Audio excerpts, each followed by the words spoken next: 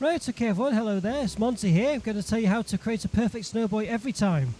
Now it's one of the banes of my existence, it has to be said.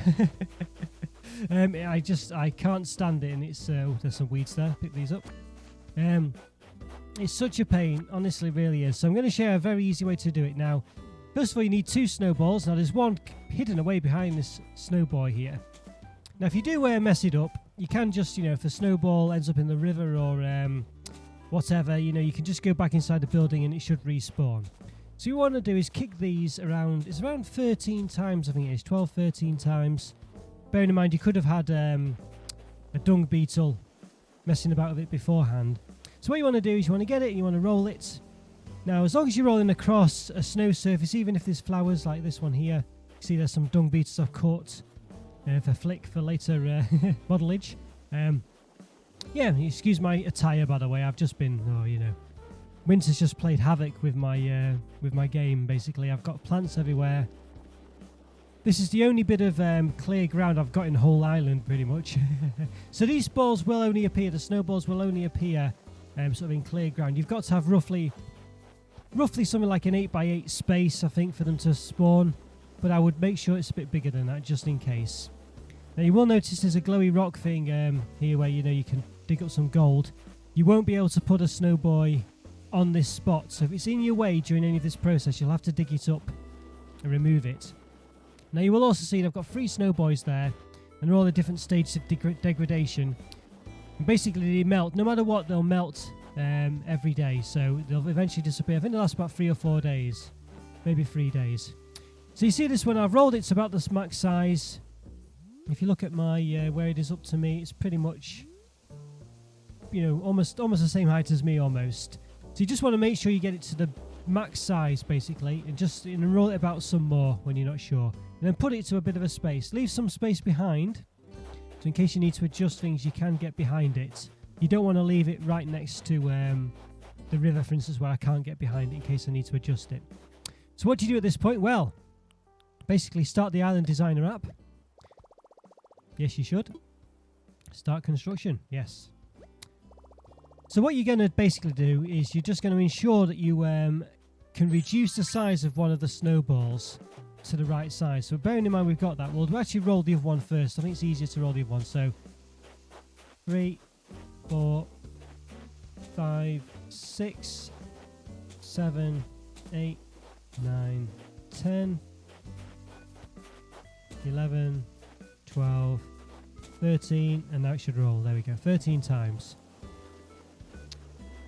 So you don't need to worry too much about, you just want to keep rolling it until you've rolled it and it's clearly not getting any bigger.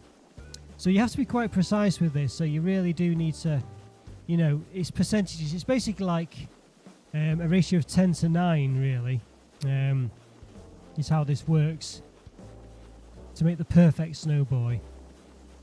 And you can make them, as I say, a lot smaller. You don't need to roll it this big, but this is a way that we can ensure that we can reduce the snowball accurately every time. This second one, basically. The first one's going to be the body up there. This is going to be the head. So again, we can see now it's pretty much there. It's, see if I can... It's taller than us. Roll it about a bit more, just for good measure. Okay. Now, why did we start the Island Designer app? You could have done this before with the Island Designer app, but I've just to make it easier on ourselves. Now I want to do basically 10 squares of non-snow flooring. Really want the soil ones, to be honest with you, because you want something that will reduce the snowball size. So there's 2 different soil types, so do those. There we go, so that's 1,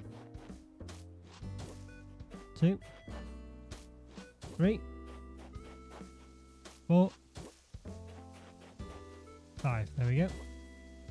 Sometimes that can even be a pain. And then we can go to this one. This is the dark dirt path. On the in-between spaces. We'll do the one. Now you can do it all one type. It's just this makes it a lot easier to see how many you've done. Now we've got a bit of a pain here because we've got a tree in the way here. So if we come down, you can do the camera angle there. You can see there that there is space there. So if you press the X button to zoom in on yourself, you can get behind a tree and you can see there. But it does mean we've got to be a bit more accurate than we probably would normally have to be So do bear that in mind. And also, what you want to ensure, and I've learned this from the hard way, you want to ensure that there's enough rollage for the head to roll across this last space. Because what will happen is it will automatically jump onto the body, but you want to make sure it's kind of gone across this space first. Because as I say, the ratios are so small that you know, if it doesn't cross this whole one, this last space as a whole, this last dirt space, it won't reduce in size enough. And you can see that, so you probably can imagine that it's not going to be able to roll any further after it's gone across this last space, because this ball is too big and it won't do a full roll rotation. Okay, so you want to get it. You can see now. You can see there. We start quite slowly before we get a roll going. So we want to make sure that we're going at full roll. I would say. I don't know if it matters completely, but I've had a lot of bad experiences with this. You want to make sure it's rolling it. So there we go. So we're going to roll. You can see that I'm not happy with how I did that there. So you want to make sure you do a decent rollage there. Now you can see as well that the first one is here. So it's that. This is another way. You can see the first one is that brown one. So that's another reason why you want to make sure that they're different colours. It's just easier to tell what's going on. There we go. Fingers crossed. Let's see.